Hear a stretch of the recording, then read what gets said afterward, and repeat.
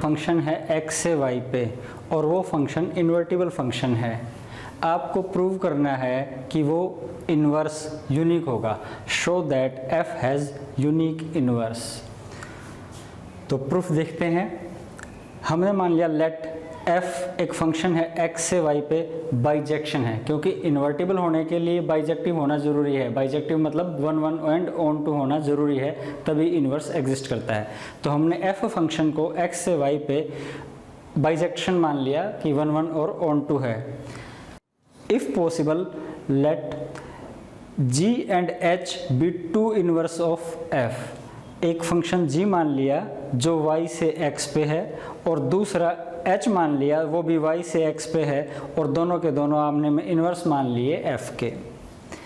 अब हमें ये प्रूव करना है कि दोनों फंक्शन g और h सेम हैं, एक ही फंक्शन है ये।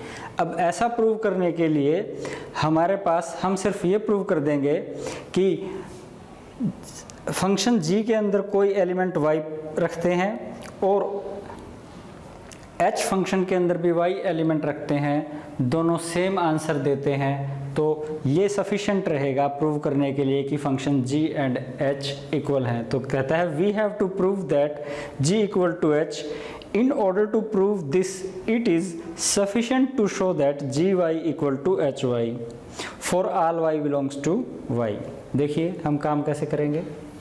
हमारे पास सेट है एक x और दूसरा y। सेट x के अंदर एलिमेंट ले लिया x1 x2, y के अंदर एलिमेंट है y, और भी होंगे। अब फंक्शन जो x से y पे है वो है f, और ये क्या है 1 1 एंड ऑन टू। हमने दो इन्वर्स मान लिए, एक g और एक h। g है y से x की तरफ और h भी y से x की तरफ। अब हम क्या करते हैं, let y belongs to y be an arbitrary element of y। Set y से कोई भी एक एलिमेंट उठा लेते हैं y। अब हम देखिए g y आता है x1। मान लीजिए जो इन्वर्स फंक्शन था g, उसमें हमने y रखा और उसने हमें आंसर दिया x1। अब g फंक्शन के अंदर y रखने पे हमें x1 मिला है, लेकिन x से y पे तो फंक्शन f था और वो 1 1 और ऑन टू था, तो f ऑफ x1 हमें क्या देगा y। इसी प्रकार से h फंक्शन के अंदर हमने y रखा, हमें मिला x2। अब h फंक्शन के अंदर जो y से x की तरफ था उसमें हमने y रखा तो हमें मिला x2। और h क्या है, इन्वर्स है किसका, f का, तो f ऑफ x2 हमें क्या मिलेगा y। इन दोनों इक्वेशन से f of x1 equal to y, f of x2 equal to y हमें मिल जाता है कि f of x1 equal to f of x2। But function f क्या है 1 1 एंड ऑन टू, यानी दो डिफरेंट पॉइंट्स पे वैल्यू अगर सेम आ रही है फंक्शन की तो वो पॉइंट्स डिफरेंट नहीं हैं, वो सेम ही है। बट f इज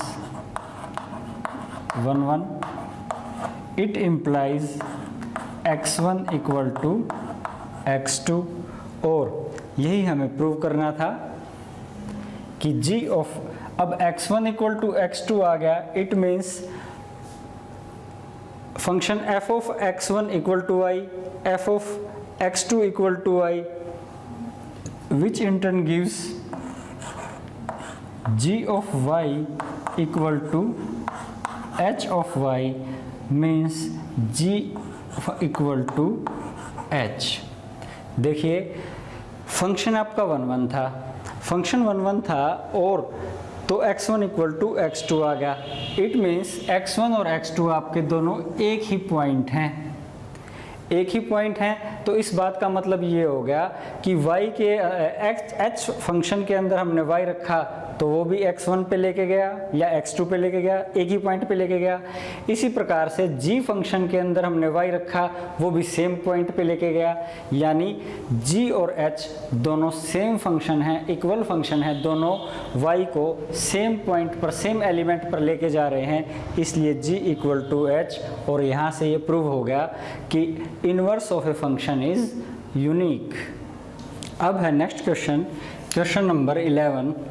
आपको एक फंक्शन दिया है f, वो 1 2 3 से a b c पर है और फंक्शन को डिफाइन किया गया है। फंक्शन 1 को मैप करता है a पे, 2 को मैप करता है b पे और 3 को मैप करता है c पे।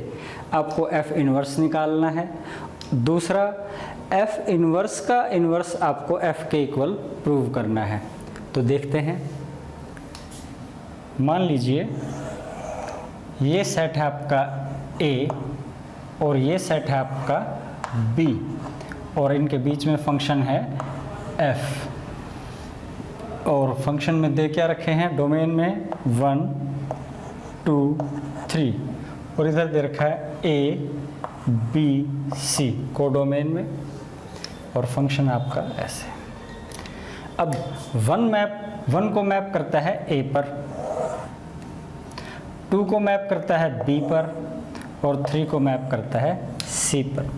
तो हम देख सकते हैं फंक्शन आपका 1 1 है, f इज 1 1। क्यों है 1 1? f ऑफ x1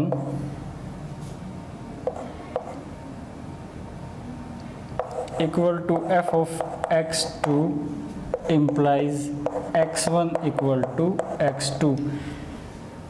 फंक्शन आपका 1 1 है। हम देख सकते हैं कि कोई भी एलिमेंट b के 2 एलिमेंट के साथ नहीं जुड़ा हुआ। अब ऑन टू के लिए चलते हैं।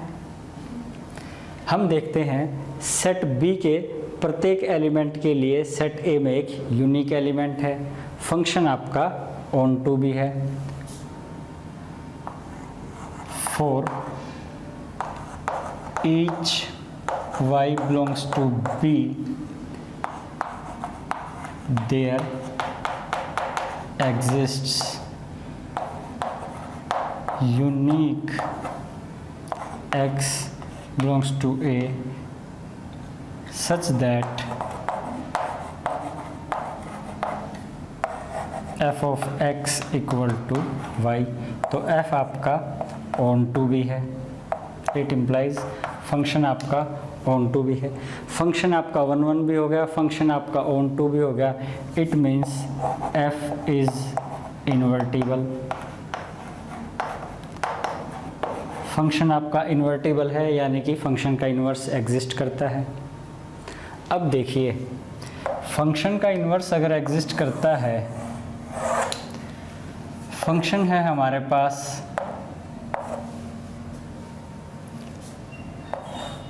वन ए 2b 3c। तो f इन्वर्स क्या हो जाएगा?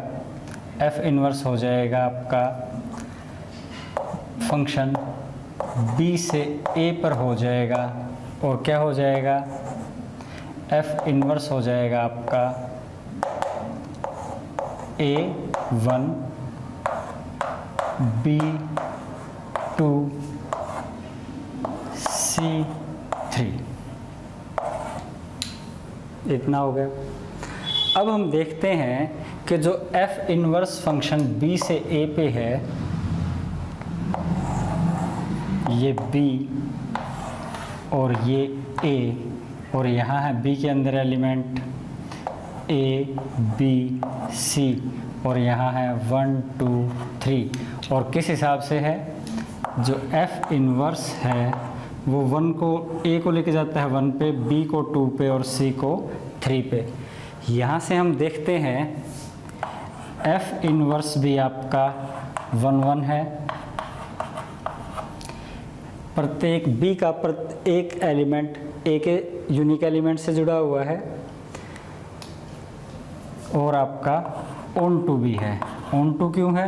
सेट ए के प्रत्येक एलिमेंट के लिए सेट बी के अंदर एक यूनिक एलिमेंट मिल रहा है, यानी कि एफ इनवर्स आपका 1 1 और ऑन टू है।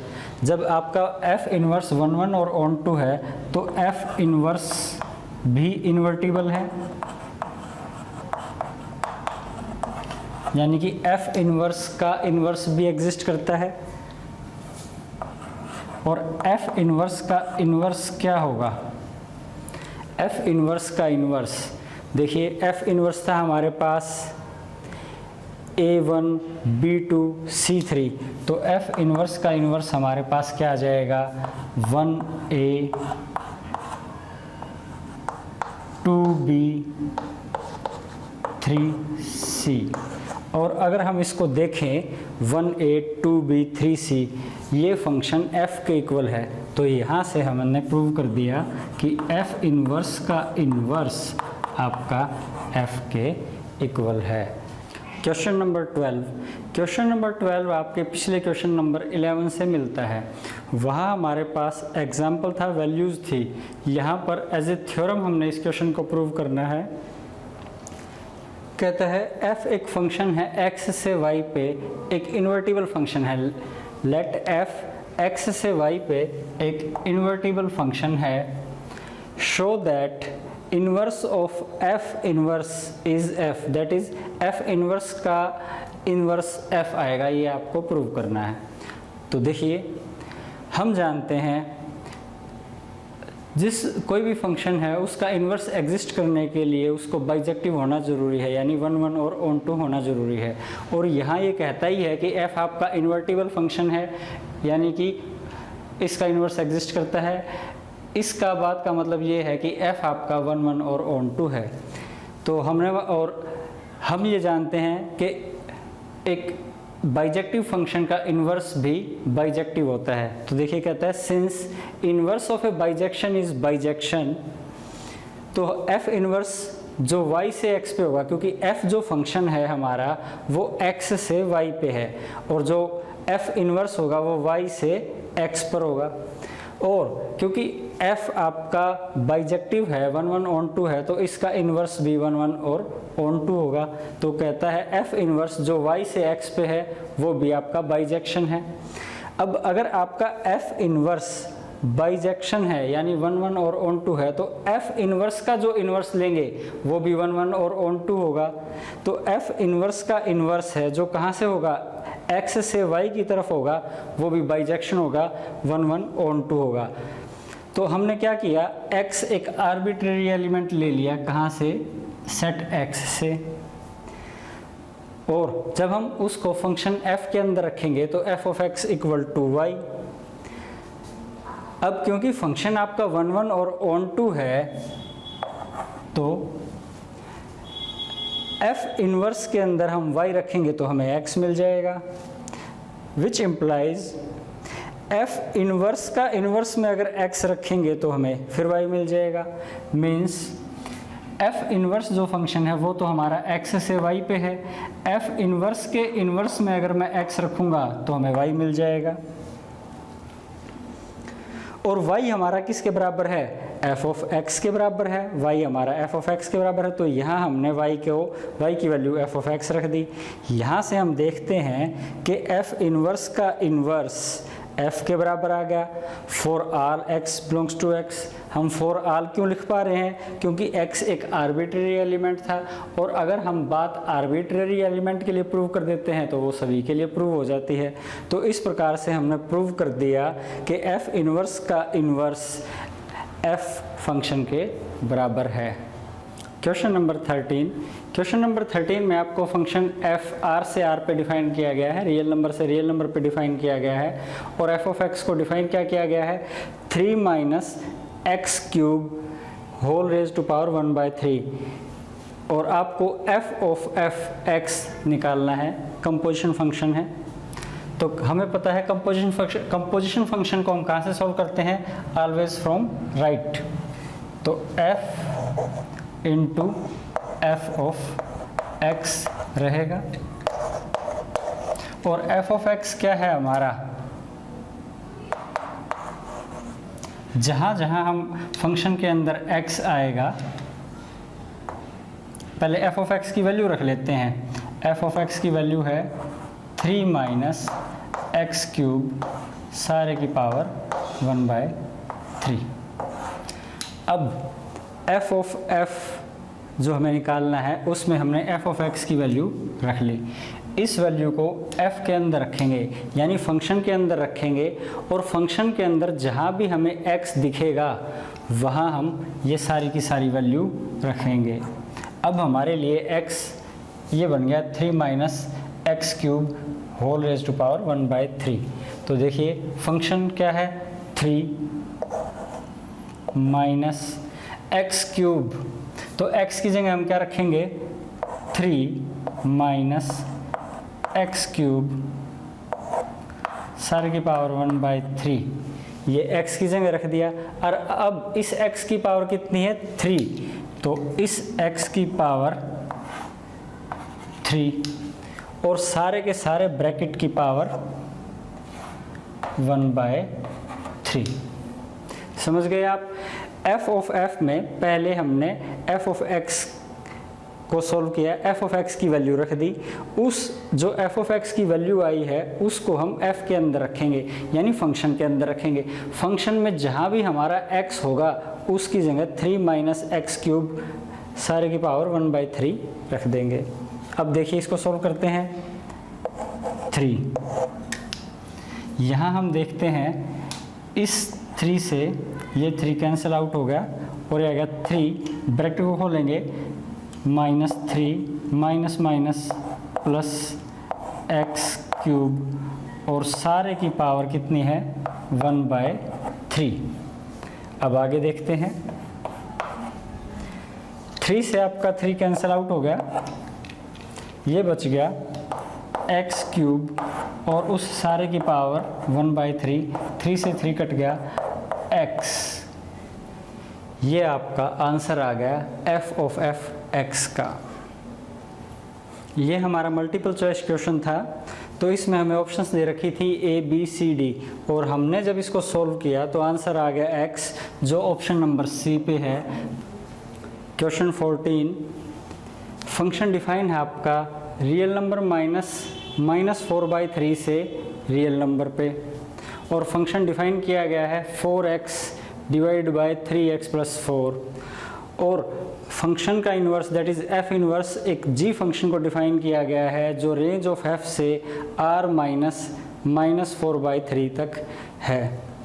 अब आपको इस फंक्शन का इन्वर्स बताना है, क्या आएगा। ये 4 आपको ऑप्शंस दे रखे हैं। तो इन्वर्स निकालने के लिए सबसे आसान तरीका क्या है, हम कोई भी y लेते हैं जो आपका कोडोमेन से बिलोंग करता है, रेंज से बिलोंग करता है, और f of x equal to y रखते हैं, फिर f ऑफ x की वैल्यू रखते हैं 4x 3x plus 4 equal to y। x को y की टर्म्स में सॉल्व करते हैं, तो देखिए क्या आ गया, 4x क्रॉस मल्टीप्लाई कर दिया,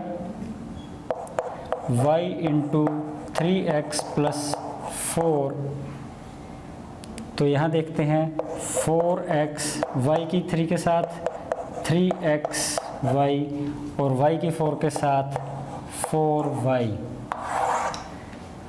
तो हमारे पास 4x 3xy है, इधर ले आएंगे, minus 3xy equal to 4y। यहाँ से हमने क्या कॉमन निकाल लिया, x कॉमन निकाल लिया, यहाँ बच गया हमारे पास 4 minus 3y equal to 4y, और x आ गया हमारे पास 4y divide by 4 minus 3y। और जब इन्वर्स निकालते हैं तो x की जगह रिप्लेस कर देते हैं f इन्वर्स y, तो ये आ जाएगा हमारे पास 4y divide by 4 minus 3y। तो 4y divide by 4 minus 3y option B